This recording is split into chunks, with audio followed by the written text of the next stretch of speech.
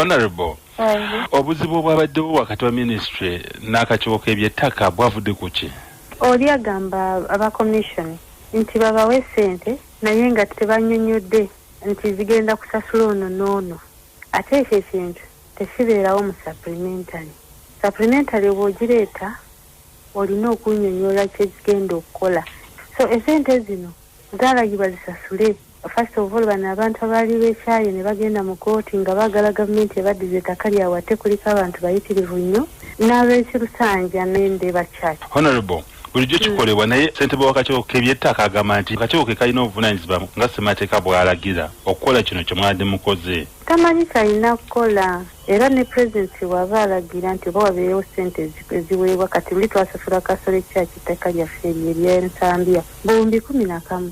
Minisita gwe kivunaanyizibwako akwatagana ne minisita wa finance ne batwala supplementary mu parliament. So tuvola mu parliament ffe tutwala ebiteeso ebyavudde eri. Kale ate obanga ne parliament gitwala ebiteeso ekubaganyeko ebirowoozo ate no chairperson wa wansi okuvunaanyizibwa alina okufuna communication ng'essente zimaze okuyisibwa zigenda wuwe.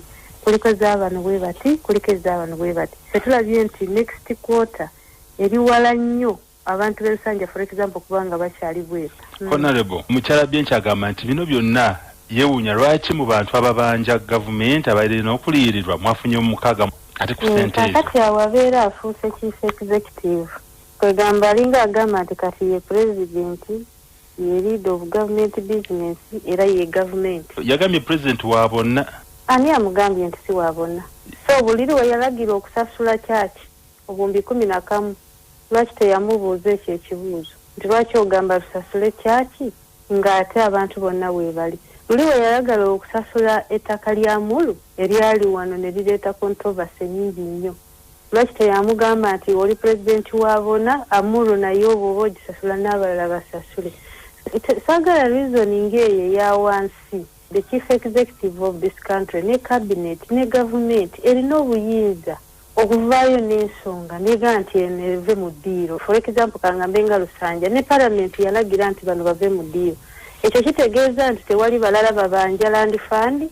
Kati ye kyeyayagadde nti esente zigende mu land fund mbuyazi managing gye bafukamize eyo abantu amaziga gali mu land fund abamu babateeka ku lisi ne babagamba tugenda kubasasula bagenda okulaba basasudde abantu bwe babasasudde tebaliimu.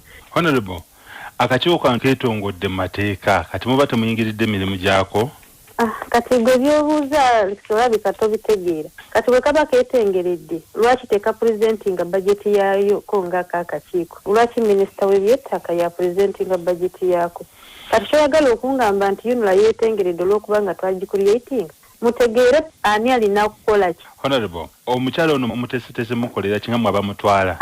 Takyovola oli mu kumalira obudde sinze lead of government business. Tewali kintu kyonna ekiri out of order n'abo abantu bennyini be bagamba nti tebasasula singa omanyi obulumi bwe bayitamu. Ssente ezimutuulira zigabiddwa bananyinizo bakomplaininga se baazifuna zonna ogwabwe gwakugaba bakeyanira ssente. Honorable, nga tumaliriza ekyokuba nti mwabadde mwanjula enteekateeka eno ku fulo ya palamenti ate oluvannyuma sipiika n'avaayo n'ebbaluwa eva mu kakiiko ako. Tolaba nga waliwo obutakwatagana wakati bwammwe ekyeyongera okweyaliikiriza bannansi? Yamanyi nze saagala omubuuzi kati saagala kukumbuuza ebintu ebiri personal. Nga ministry kino ekyabaddewo mu kyejjusa leka naawe kuntawaanya. Mbaka Kakooza James yagambye nti accounting officer yalina okuvunaanyizibwa okusinziira ku tteeka. Abamu bamanyi okulowooza nti abamu tebaasoma.